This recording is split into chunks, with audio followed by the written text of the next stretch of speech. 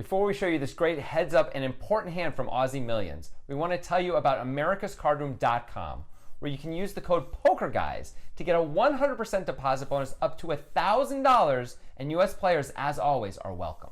Would you like to be putting 69 cents into a 3-person poker tournament and then be instantly playing for $1 million? Yes. That's what you can do on ACR with their $1 million jackpot sit and goes. You can enter 3-person hyper turbo sit and goes and just be playing for $1 million instantly. I mean, that sounds pretty good. That sounds pretty good. Get on ACR, get you some poker. Get you some poker.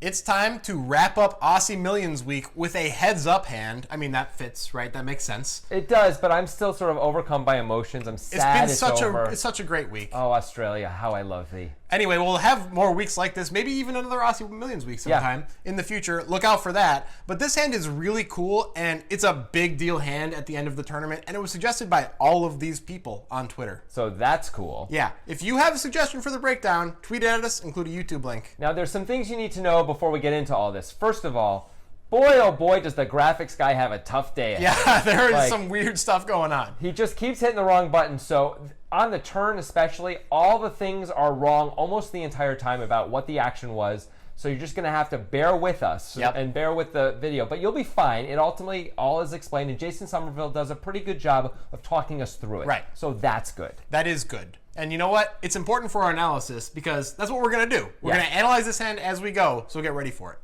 If he's ahead, he's not ahead by much. The JRM here with a pair. I believe this is his first pocket pair of the match. He's going to come in for a raise. And Heath with a very reasonable King-8. He's going to defend. 500,000 chips in the pot heading to the flop. A little more than that even.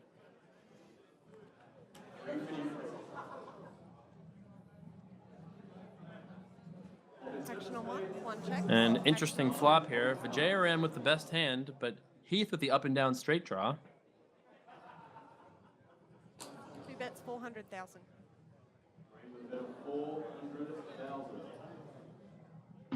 The JRM bets here. Heath, of course, going to continue. Action on 1. 1 checks. Action on 2.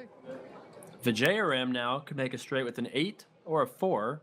Heath needs to catch a 5 or a 10 to make a straight. King would also make him the best hand. We know a 5 is going to be hard to come by, but that would certainly be a bit of an action card, though it would put 2 bets, lots of straights on board. Now, if the JRM fires with his 5s twice here, must feel like he has the best hand, and he is very right about that. 80% here on the turn. And now Ben Heath doing some quick accounting. He's got about 4 million left behind. It actually would be a pretty cool spot to shove here on the turn. It would be so tough to call with 5s. And this is the first time in this heads-up match we've seen Ben really look at his opponent. Ben getting about 4-1 to call, 500,000 to win 2 million. Exactly 4-1.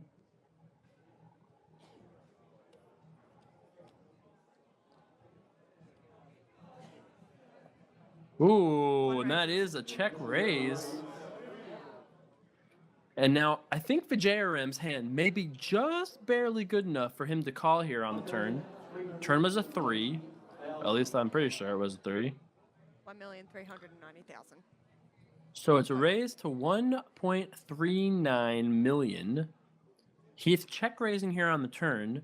If the JRM didn't have the straight draws, like 1,385,90,000. like let's say the JRM had ace-6 instead of 2 5s. This play is probably more likely to work. But because the JRM does have those straight draws, although an 8 isn't really fantastic, you know, you river an 8 and any 10 has a higher straight. But yeah, I think having that straight draw allows him to call here. Jason makes a good point there. The top end of the gut shot coming in for JRM might not be so good for him, but we don't really think that's necessarily why he's calling the gut shot value. We're going to talk about that a bit later. First, let's talk about JRM's betting pattern so far. It's kind of odd. It is odd, both on the flop and on the turn, really. Yeah. We have 3 overcards. we have a showdownable hand, and when we bet the flop and the turn, oftentimes we're going to fold out pretty much all the worst hands and get called by all the better hands. This is problematic. Now, there are draws, of course, especially on the turn because the turn gives us 2 hearts. But the flop, there aren't that many draws except for hands that have a 10 in it and an 8 in it. We have 2 5s. We block the bottom part of the gut shots, and I'm not sure those would call anyway. I'm not sure they would. So we're basically getting called by 6s for sure. So we're getting called by all better hands. The worst hands we are getting called by on the flop are the open-enders and the gut shots, which still have plenty of equity against us. At the same time, we're folding out all these no equity hands. Doesn't seem like a really good idea. I'm not a huge fan of it, I will say. The other thing that's weird about the bet on the turn specifically is the sizing. It's only 500K. It's a third of the pot. It seems odd because if we're trying to, I'm not sure what we're trying to do with this bet. I don't really know what we're trying to do at all. It's kind of like a whoop-de-doo, I'm in space type of bet. I don't really understand what's going on here. Are we trying to fold out a better hand here? Because when we bet this small, I can understand maybe betting the turn with this hand when we pick up equity to try to fold out a hand like King 6 suited. But when we bet this small, that's a lot less likely to happen. We're going to have to bet a bit more for that to work. Also, when we only bet 500K, a hand like Jack 10, which really might fold for a reasonable bet, may feel like it's forced to call with its overs. Or raise. Yeah, or raise, and gut shot to the nuts. Right, and that might be what's going on with Heath's raise here. He might be reading into Vijayram's sizing and saying, okay, this guy has a sizing tell. I'm not going to let him just bet and feel happy and get to the river. I'm going to make it tough on this guy, and I don't want to call with my open-ender. I want to raise. Now, there are some problems with this raise. There definitely are. One of the biggest problems is that the way it's sized means if Vijayram moves in here, he's going to have to fold his hand. And you don't want to do that. You have a hand of value here, but he's going to be getting about 2-1 if Vijayram moves in, and that's not good enough with just an open-ender and maybe an over going to the river. It's just really not good enough. That is a big problem for sure. Another problem is that... We're repping a thin range here. Very thin range. There you go, buddy. We found it. It's, my head went where my head went. So here's a question. As Heath, let's say we have King 9, because probably with his stack size, he's going to raise Ace 9 pre-flop. He's going to try to get it in pre-flop. So if we give him King 9, his best 9, is he going to play it like this? Is he going to raise the turn? I mean, it's possible. Very unlikely. But that's probably the only 9 he's going to raise, And would he really do that? And is that a good play? I wouldn't expect him to do it, and I don't necessarily think it's a good play. The one thing is when you get shorter on your heads up, sometimes guys are just more likely to raise and get it in and stuff like that. But it's not ideal. If we take away King 9, what I'm saying here is that what we're left with is 2-pair and better. Now, let's go back to the flop. We would probably raise 2-pair on the flop as Heath, right? Most of the time. At least a percentage of the time I would. Some percentage. So that means that we can't have that many 2-pairs. And you know what? We really can't have any sets at all. We started the hand with like 36 blinds. We're almost certainly going to raise all our pocket pairs to get them in pre-flop. So that leaves the straights. Probably all of the 8-10s. 8-10 offsuit is probably in his range. Probably all of the 8-5 suiteds and maybe some 8-5 offsuits. Yeah. And then maybe all of the 4-5s. That's a decent amount of straights, for sure. But then there's the world of bluffs because of the sizing. The gut shots, the 10x hands, the 8x hands, all of those hands are all bluffs. And it makes us a little bit bluff heavy. It does. Now, one of the good things about raising, though, on the other side of this is if a straight card comes in and we get there, a 10 or a 5 shows up, it's going to be very, very hard from Heath's perspective to get paid at all. Yeah, now, that's true. If a 5 comes in, we probably are going to get paid as it turns out. But we can't know that. And so we think it's better to make the pot bigger now. So if it comes in, either we get to win without having to get there, or we get there and then we've already gotten paid because the raise has already been paid. We're also setting up a pretty decent river shove size. Yes. 3.2 into 4.3 is a good sizing. It might work out pretty well a lot of the time. I mean, it looks strong, It right? does. And Ben's going to need some help. Actional 1. That is not going to do it, but that's a scary river card. Ben hasn't moved all in. If that is what he's going to do, we don't know that. That's the graphics getting a little excited. I mean, this is a scary river. Queen on the end? This would be tough to call if Ben can blast here on the river. I mean, it looks like he's considering it. He's got under a pot-sized bet left. All in. 1 is all in. Ben is all in. Vijayram is 1 word away from winning the Aussie Millions. All he has to do is call with an underpair, basically, to win the match. Easy. He's asking for a count, which is very reasonable. Man, this would be an epic, unreal call. Wow, this would be an unreal, unbelievable call if he can make it. One of the toughest spots I've ever seen, really. Heads up for 600,000, and no matter what happens, you got to give Heath credit for putting his life on the line here with king high. Correctly realizes his opponent isn't that strong. And imagine how Ben Heath is feeling right now. He's all in. His opponent is thinking about it. Heath knows if he's called, it's all over. The JRM hasn't released his hand yet. He's chopping out the call. That's 2.5 million. That's 3.2 million. That's the call. He's got it right there. If he pushes those chips forward, it's over. Can he somehow make this call? If he finds a call here, this would be the sickest call I think I've ever seen. $600,000. The difference between first and second place. There has been no deal.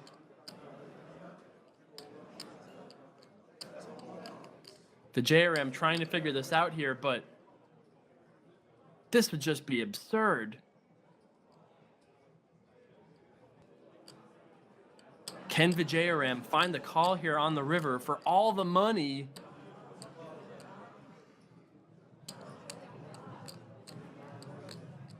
This is intense.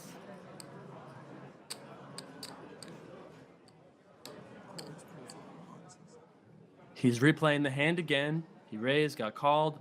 Check called flop. Check raise turn from Heath, and then Heath shoved the river. He calls! It's all over! Holy moly, he wins the tournament! That's it! It's over! It is definitely over. Fantastic call by That's the end of the tournament. Right, that's over. Yeah. It's done. I'm being a cool guy. He made a great call. Yeah. Let's go back and look at this. Let's see what we think. So first of all, Ben shoves the river. This seems to make all the sense in the world. This had to be his plan on the turn when he raised to this size. He's shoving every river, whether he gets there or not. I think every river but an 8. Maybe not an 8. That would make sense to check and figure out an 8. Right. But every other river, you got to bluff because you set it up perfectly, or you got to try to get value. It's just a spot where you're going to move in. You set up the perfect shoving stack, so now we have to shove it. Yeah. So I like that. All right, so now we got to get in Vijayram's head because obviously this is a big decision for him and he takes a while and he looks perplexed and he figures it out pretty well, I guess, in the end, at least for this exact spot. Well, he gets it right. I don't know if he figures it out or not. It's hard to figure this out, honestly. It is. So we have to put Heath on the type of hand that he has in order to make this call. Yeah. He either has to have some sort of 2 overs with a gut shot type hand or a hand like this, which on the turn, as we said, he has a lot of those. Yeah. He does have a lot of those, so that's good. That is good. However, the river card of queen is not as safe as it may originally look because queen 8 and queen 10 are absolutely part of the check raising range on the turn, and he would absolutely shove those on the river for value. He has to shove those for value because if Heath checks with that hand, he's definitely calling if Vijayram moves in. So in order to capture the checkbacks from Vijayram, he also has to move in to make sure he gets all of the value that he can. Agreed. So that queen does eliminate some of the bluffs or move some of the bluffs over into the value combination or group. Or yes, there you go. Compartment? Compartment, sure. Area. Yeah. I'm going with area. Zone. We're going to go to Storables after this, and Jonathan's going to learn a lot. It's going to be great. I think value zone is a really cool value term. zone, yes. Yeah. So those few combos of queens, which ends up being 24, actually take away a ton of the bluffs that were gut shots and open enders, and that's a bit of a problem for Vijayram. I think something that Vijayram does really helps him, though. What's that? He looks at his opponent a lot. You know who doesn't do that? I do. Gordon Vail. Gordon Vail won't look at his opponent. I don't know why. But Vijayram, I think, believes he has a read on Heath because, as you can see, he's really staring him down. He's really scrutinizing everything that Heath is doing. I mean, if Vijayram had a flower as beautiful as Gordon Vail has right here, maybe he'd be looking at that instead. Maybe he would. But he keeps looking at him. Jason Somerville actually talks about, many times in this broadcast, how Vijayram seems to have a read on the whole table. And Vijayram is also the guy who made that great fold with an overpair of queens against quad tens of Heath. Right. So maybe he does have a read on Heath, and that would help because once this queen comes, it does eliminate some of the bluff combos. Yeah. And we think it makes the value in bluff combos about even in the end.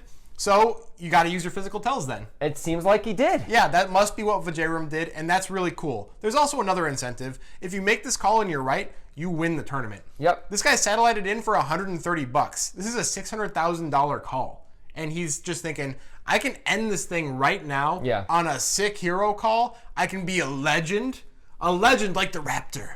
Raptor. Yes. Just Raptor. Right. So that's awesome. That's a really big opportunity for Vijayram. Of course, if he calls and is wrong, he loses the tournament pretty frequently, which is not great. I mean, they're about even in chips. He'll be slightly low, but he's probably not as good a player as Heath is. We're assuming Heath is a pro. We're pretty sure Vijayram is not. Right. So there are cons, but the pros, maybe it's not even a thought process. It's more of a glory process. I want to get to the glory. And this is a good way to do it. And it makes sense from a theoretical standpoint that there are bluffs. Yeah. So maybe it's time to just close our eyes and call and hope to win the Aussie Millions. I don't know if it's time or not, but Vijayram decided to do it, and it did work out. It worked out great. I'm not sure if it's a great call, but it was a call, and it was great this time. If you thought that was a good call on the river or not, write it in the comments. And if you want to hear our responses to our favorite comments from you about this video, click right up here. Now, the Aussie Millions was fun. Yeah. So we decided we're going to make a whole Aussie Millions playlist. If you want to see a bunch of Aussie Millions hands, click right up there. Yeah, do that for sure. Also, check out our podcast. We go into way, way, way more depth about this entire hand, all the different decisions. Yeah. We get deep. If you want to hear a ton about the flop, which we barely talked about, go to the podcast. Yeah. Yeah. So, or even, the turn. Say. Yeah. Go to the podcast. Yeah. Yeah, for sure. It's called The Breakdown. Check it out. And finally, make sure you subscribe to our YouTube channel.